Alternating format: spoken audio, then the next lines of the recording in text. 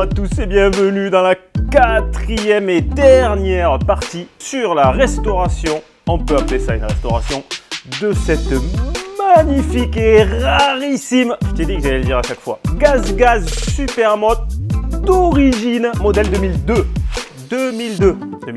on a 2024, donc la meule elle a 22 ans, mais crois-moi elle va paraître neuve. Je te fais un bref rappel des faits sur ce qui s'est passé dans les 3 premiers épisodes concernant ce véhicule. Dans le premier épisode, elle est arrivée ici. C'est un pote à qui je devais faire juste une révision parce qu'il comptait la vendre.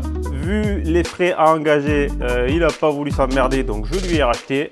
On a donc fait un état des lieux complet. On a constaté qu'il fallait faire les roulements de vélo, le piston, blabla. Je n'ai même plus la liste en tête tellement il y avait de choses à faire. Dans le deuxième épisode, on a remonté tout le moteur avec toutes les pièces neuves, blabla. Dans la troisième vidéo, j'ai remis le moteur dans le cadre, on l'a remis en route. Il me manquait des pièces, donc on en était resté là. Hors caméra, depuis la dernière vidéo, on a dégagé le kit déco. Donc c'est pas moi qui l'ai dégagé, hein. C'est madame qui s'en est chargée pendant que moi j'étais en train de démonter les pneus des jantes. Les pneus d'ailleurs, je les ai reçus aussi.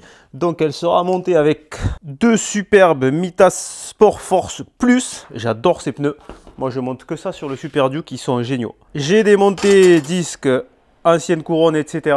J'ai déjà reçu garde-boue avant neuf, la plaque phare neuve. Donc ça c'est les écopes qui avaient monté dessus, hein, qui ont été dégraissées après avoir retiré le kit déco. Qu'est-ce que j'ai reçu d'autre? La plaque d'IMAT.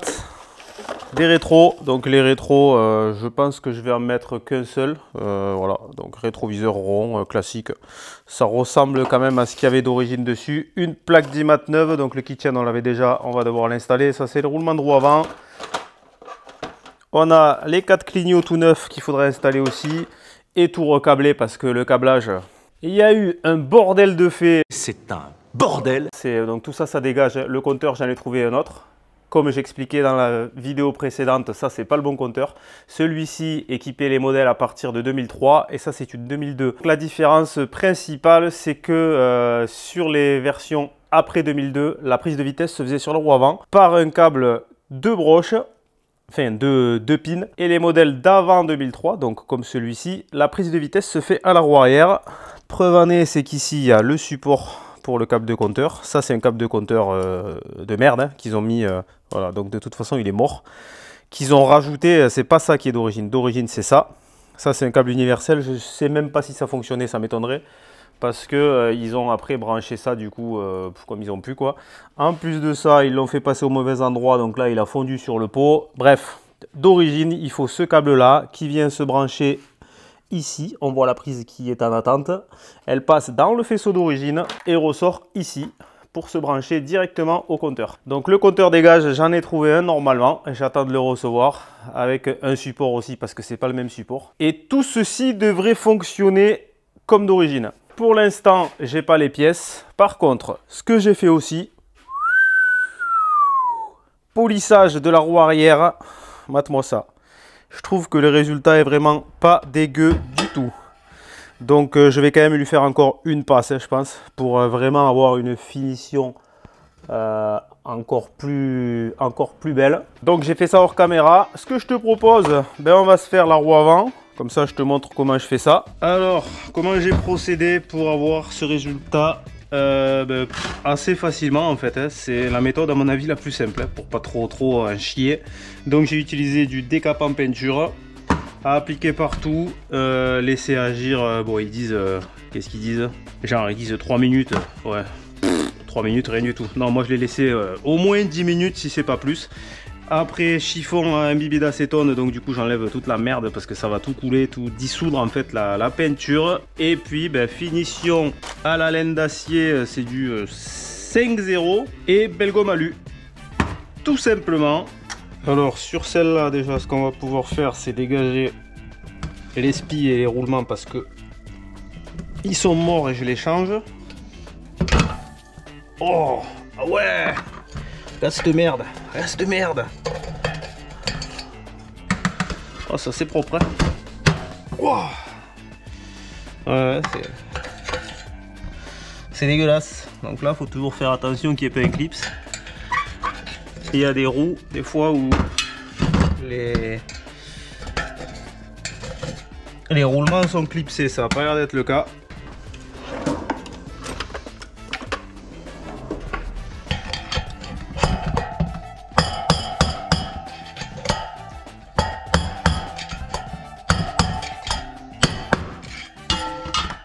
Hop.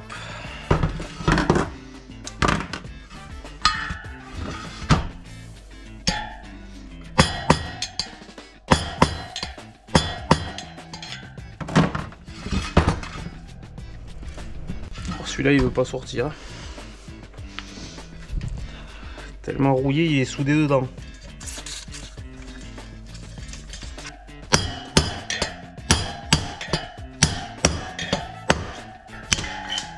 Alors, c'est qui le patron? C'est moi. Je sais pas si t'entendras le bruit, mais là, quand t'entends les billes dedans qui se secouent là, juste en faisant ça, c'est que c'est mort. Alors, j'ai pas précisé l'objectif de cette vidéo, donc normalement, à la fin de la vidéo, la moto sera complètement terminée. On ira par la route la présenter au contrôle technique et elle sera officiellement à vendre. T'as vu déjà comment ça commence à dissoudre c'est les endroits certainement où la peinture est la plus fine. Dès l'application ça commence à dissoudre, c'est franchement efficace comme produit. J'ai aussi commandé toutes les vis de disque, du disque avant la neuve, parce que pour les têtes elles étaient martyrisées les pauvres, je vais pas remonter ça comme ça. Donc ça c'est de la pièce gaz d'origine, j'ai recommandé directement chez eux. Et aussi un rayon qui manque ici. Donc c'est moi qui l'ai sorti parce que la tête était pétée là, donc il était mort. Du temps que ça agisse, j'ai commencé à préparer les perçages du coup pour la fixation du garde-boue, parce que c'est vendu pas pré-percé bien sûr, ça dépend de sur quelle machine tu l'installes. Donc là j'ai tiré un scotch, ça c'est en fait c'est l'aplomb de mon thé de fourche devant, parce que bien sûr si je le mets trop en arrière ici on va venir toucher le cadre, si je le mets trop en avant ça fait dégueulasse, il faut qu'il soit bien ajusté. Donc après j'ai mesuré du coup les entraxes de fixation sur les thés de fourche, et si je me suis pas planté on sera pas trop mal.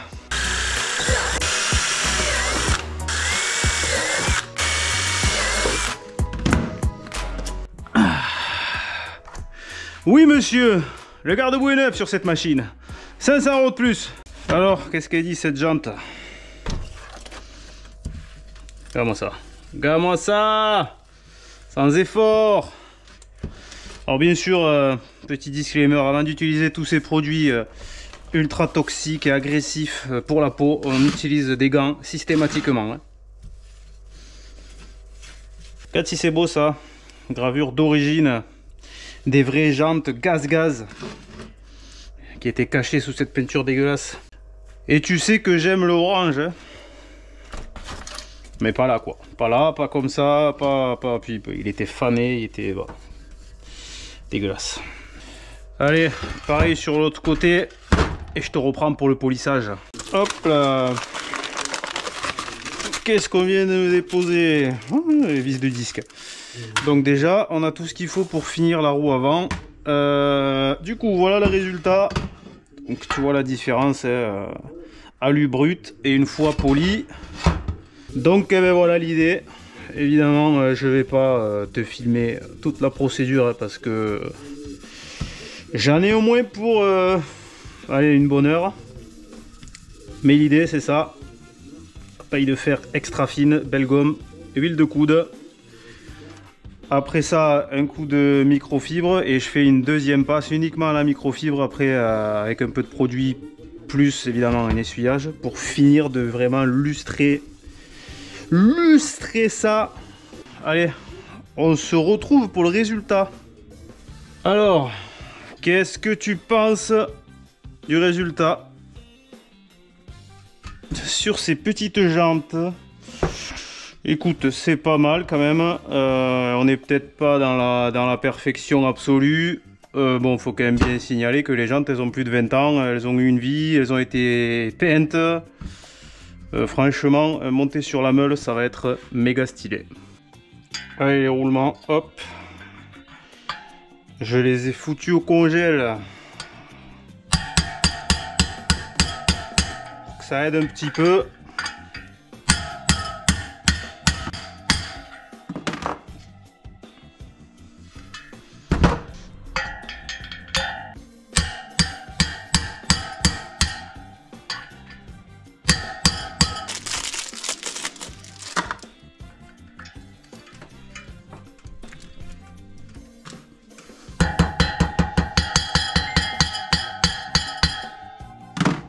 Ça doit être agréable ce bruit, non, à entendre en vidéo.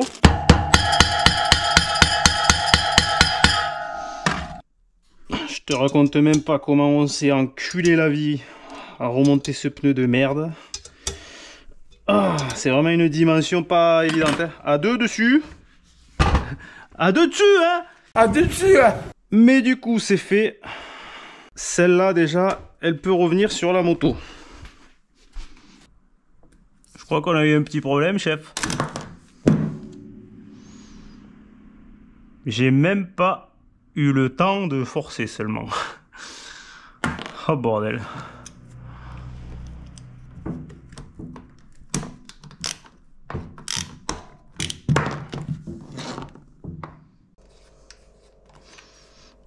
Il a cassé comme du verre. Allez, un petit peu de colle époxy et on remonte ça. C'est une blague bien sûr, hein. Bon ben allez, il va falloir repasser ça en commande. Du coup je suis un peu bloqué. Sur l'avant je peux pas faire plus. Sur l'arrière comme je t'ai dit il me manque un rayon. On peut déjà commencer à installer le disque de frein, la nouvelle couronne.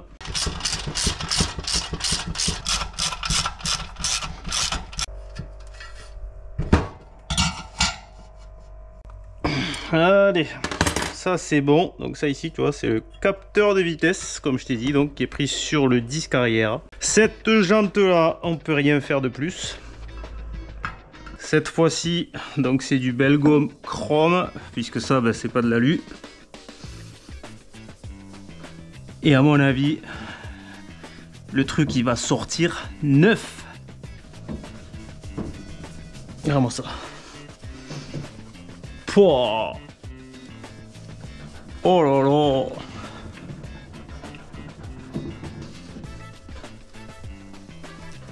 Regarde-moi ce miroir.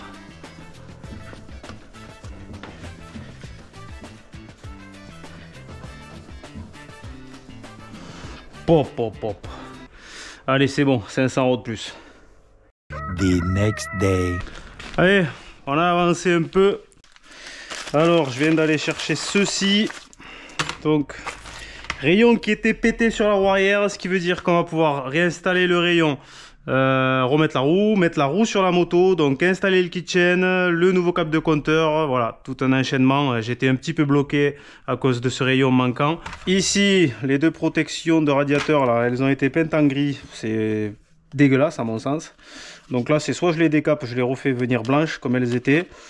Mais je pense que je vais plutôt les peindre en noir. Ça fera quand même pas dégueu avec tout le kit plastique noir, je pense. Alors, celui-là. Hop.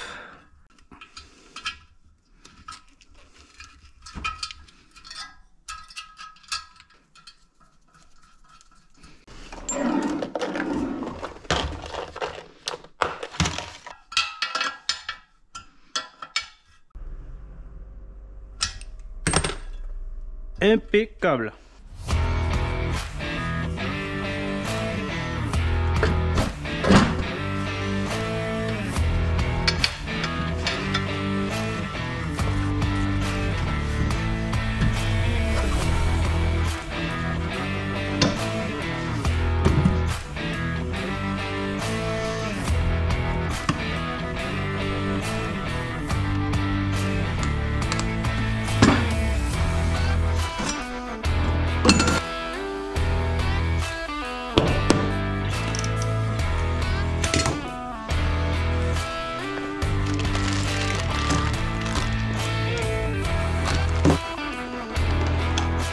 Donc là la chaîne elle est un petit peu trop longue. Moi ce que je fais kitchen neuf, j'essaye quand même de me mettre le plus en avant possible parce que automatiquement la chaîne et la couronne etc. en s'usant au fil des kilomètres ça va demander à être retendu. Donc si on part déjà d'entrée avec un kit chaîne neuf qui est presque embuté, forcément à un moment il va falloir couper la chaîne après. Donc autant le faire dès le départ. Donc là je pense qu'il faut que je coupe ici. On doit pas être mal. Bon, la technique c'est pas compliqué, un coup de meuleuse ici là, un tournevis ici, quelques coups de marteau assez francs. Le maillon il dégage. Et là, après c'est là que tu te rends compte que tu as coupé trop court et tu es dans la merde. Allez, c'est bon. Là on est nickel. Donc l'attache rapide toujours comme ça par l'arrière. Celui-là comme ça. Remis l'attache rapide dans le bon sens, donc côté ouverture là vers l'arrière, toujours dans le sens du coup de la rotation pour éviter que si un objet contendant venait s'incruster dans la chaîne, ça te fasse dégager l'attache rapide et puis ben, tu perds ta chaîne. Donc ici on est sur le premier repère de tension. C'est très bien, de toute façon la chaîne elle va se détendre, chaîne neuve. Dans quelques kilomètres déjà il va falloir lui remettre un peu de tension. Du coup on a toute la marge là pour avoir de la tension pour toute la durée de vie du kit chaîne. Là on commence sacrément à s'approcher de la fin. Je sais pas ce que tu en penses mais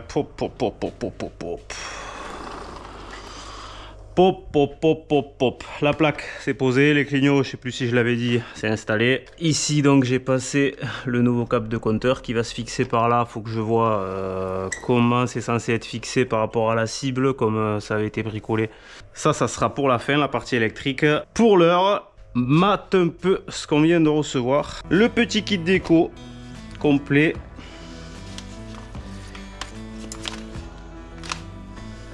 Donc on s'y met tout de suite.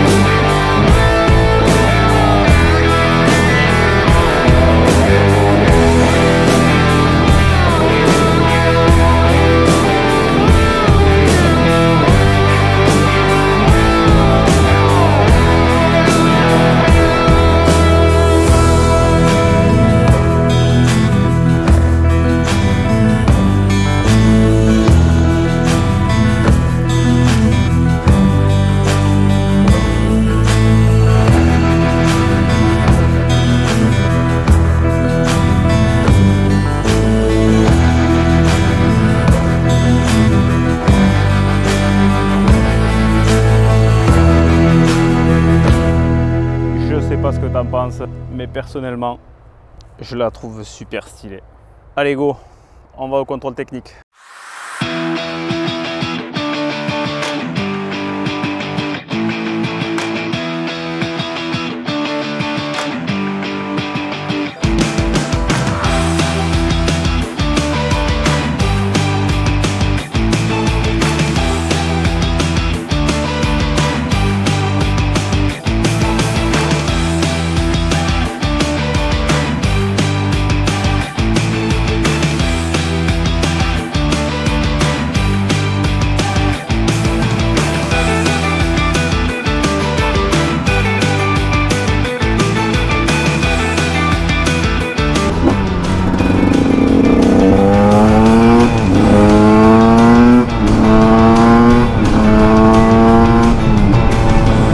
Petite précision concernant ce fameux contrôle technique.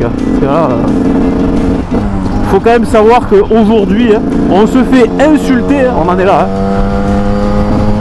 Quand on a le malheur d'aller passer sa moto au contrôle technique, de se soumettre à Macron. Donc on se fait insulter par les vrais motards visiblement, puisque nous du coup on se fait traiter de faux motards, de collabos presque, par donc du coup tous ces génies qui sont eux des vrais motards dans ce club très fermé, la grande famille des motards. Alors ce qu'il faut savoir, c'est qu'aujourd'hui, donc depuis maintenant quelques mois, il n'est plus possible de faire une carte grise à ton nom, donc de faire un changement de propriétaire, sans avoir un contrôle technique valide ou non, ça on s'en bat les couilles, mais tu dois avoir présenté ta moto au contrôle technique. Donc tu peux plus faire comme à une certaine époque, à savoir juste cocher la case comme quoi ton véhicule a bien un contrôle technique, que tu attestes sur l'honneur, blablabla. Ça c'est plus possible, puisque maintenant les fichiers du coup de la NTS, des services des cartes grises, et les fichiers des contrôles techniques sont croisés. Donc au moment où tu fais ta démarche, en fait, ils savent déjà que ta moto n'est pas passée au contrôle technique. Et ta carte grise est bloquée. Donc les vrais motards donneurs de leçons, le jour où vous aurez une carte grise à faire, on en reparlera. Parenthèse fermée. Donc tu peux constater que la mobilette elle marche plutôt pas mal. Là elle est un petit peu riche, on dirait quand même sur l'aiguille. Un filet de gaz là, bon, elle gratte un petit peu, elle est un peu grasse, bon, encore que dès que je mets 1 mm de gaz ça reprend, donc bon. On a une quinzaine de kilomètres pour arriver au centre de contrôle technique, donc 15 aller, 15 retours, ça va me permettre de lui faire déjà une partie du rodage. Donc le rodage, il n'y a pas besoin non plus de rouler à 30 km/h, il s'agit de ne pas la tenir poignée dans le coin. Éviter de taper dedans à froid pour pas qu'il y ait une montée en température trop rapide, du coup ce qui pourrait provoquer un serrage, dû à la dilatation du piston plus rapide que celle du cylindre. Bon, ça c'est voilà, c'est de la théorie. Après là en plus il fait super froid, je te cache pas qu'il caille un peu, donc c'est pas plus mal. Concernant la moto, du coup tu constateras que les clignotants refonctionnent, le voyant ainsi que les deux clignots, bon là tu les verras pas mais moi je te le dis, il fonctionne.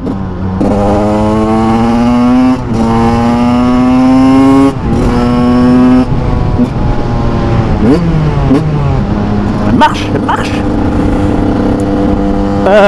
On a donc les veilleuses qui fonctionnent ainsi que le témoin. Là, hop, position code, ça fonctionne. Témoin et ampoule, position plein phare fonctionne aussi. Me reste un seul problème à résoudre, ce putain de compteur. Donc le compteur, ça a été toute une histoire déjà pour en trouver un, pour le réinstaller, pour refaire le câblage et tout. Donc le compteur fonctionne en lui-même, il s'allume. Par contre j'arrive pas à avoir le signal de vitesse, malgré que j'ai mis un câble neuf, donc un capteur neuf. J'ai retrouvé le support l'aimant neuf, donc qui va sur le disque arrière pour la prise de vitesse, et ça ne fonctionne toujours pas. Ça sera pas gênant pour le passage au contrôle technique, hein. Tu te doutes bien qu'il va pas aller faire un tour avec pour voir si le compteur fonctionne.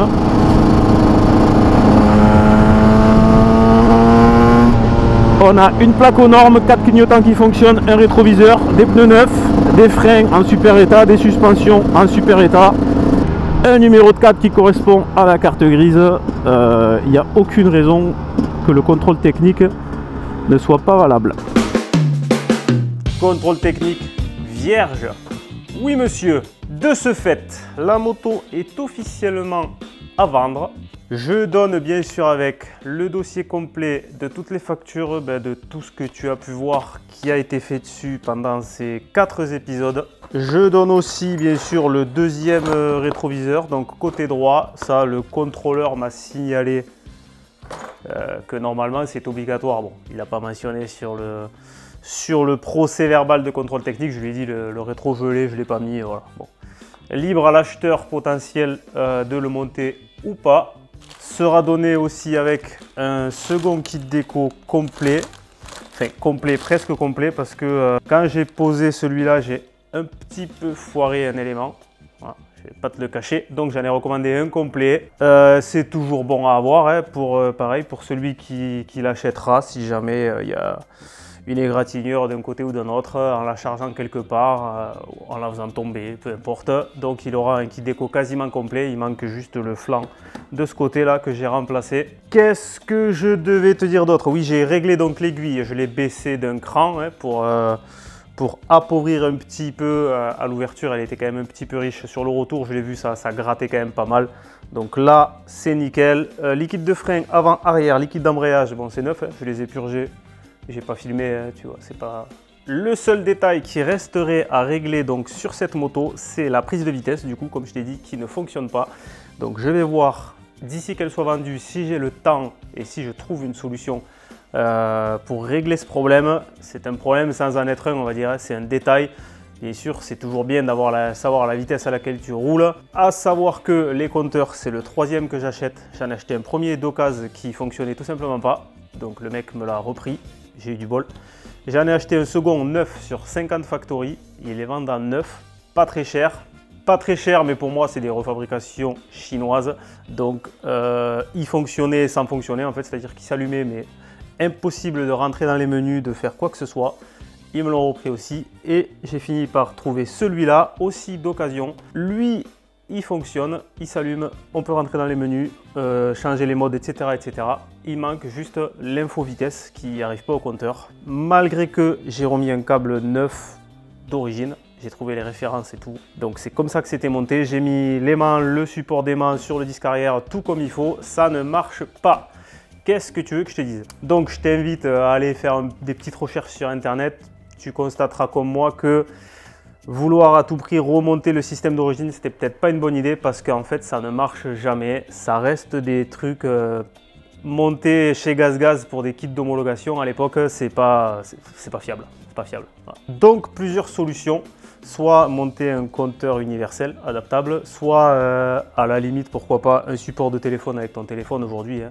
Par le GPS, tu as une info vitesse même plus fiable que les compteurs comme ça. Soit essayer de retrouver encore un compteur de ce modèle-là d'occasion, mais il n'y en a pas beaucoup et puis voilà, les trois quarts ils ne fonctionnent pas. Donc tout ça à voir. Si j'ai le temps de m'en occuper, si je trouve une solution, je le ferai. Sinon, si quelqu'un la veut comme ça, elle partira comme ça. Quoi qu'il en soit, ça reste juste une info vitesse, hein. C'est pas non plus indispensable. Moi, de toute manière, je lui ai mis un compteur d'heure, donc pour les entretiens, c'est quand même beaucoup plus adapté sur ce genre de mécanique-là, plutôt que de se fier au kilométrage. Ça reste un détail, ça aurait été bien que ça fonctionne, j'ai tout fait pour que ça fonctionne, je me suis pris la tête, chercher les références, réussir à trouver tous les éléments pour refaire du compteur jusqu'au point final à la roue, pour avoir une vitesse qui fonctionne, ça marche pas. Bon, après, comme je t'ai dit, pour trouver un compteur d'origine de ces années-là qui fonctionne, bon courage. Pareil, de toute façon, tu peux regarder les annonces ou les possesseurs. Il y a plein de sujets sur Internet. Les possesseurs de ces années-là, de GazGaz, que ce soit des supermotos ou des enduro, parce que c'est les mêmes. Hein. Il n'y en a aucun qui a un compteur qui fonctionne. La plupart, ils n'ont même pas du tout de compteur. Ça, au moins, c'est réglé.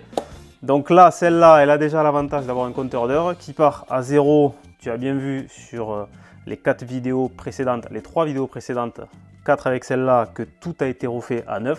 Comme tu le vois, j'ai d'autres projets avancés, donc je ne sais pas si j'aurai du temps à consacrer pour régler ce petit problème. Notamment cette puce de 1954, dont la première vidéo a plutôt plu visiblement, puisqu'elle a littéralement explosé les scores. 10 000 vues en 48 heures sur une chaîne comme la mienne, c'est énorme. Aujourd'hui, elle doit être à 14-15 000, donc merci beaucoup à tous ceux qui ont regardé cette vidéo. Surtout un grand merci à tous les commentaires, il y en a eu un paquet. Toujours très constructif. J'ai eu des messages en privé pour me donner de la documentation, pour me conseiller, donc un grand merci. Je te donne quelques news au passage sur cette moto. Donc je suis en train de voir pour faire remplacer les roulements de bielle parce que effectivement le jeu que j'ai senti là, il est pas normal, il est vraiment excessif. Autre problème, ici il y a des points durs sur les roulements de la bielle auxiliaire, donc ça je peux pas le faire moi, et même ici j'ai personne qui veut le faire. Le problème c'est pour trouver les pièces, hein. C'est pas quand même quelque chose de courant. Je suis en contact avec une entreprise française qui va peut-être pouvoir me le faire. Si trop cher ou si ils veulent pas le faire, je vais devoir l'envoyer en Autriche. A priori, eux le font toujours. Bref, merci d'avoir regardé cette petite série sur la rénovation de cette GazGaz 125 Supermoto. J'espère qu'elle t'aura plu. Si jamais la moto t'intéresse, tu peux me contacter par Instagram ou Messenger. Les liens sont dans la description. On se dit à la prochaine. Allez, adieu!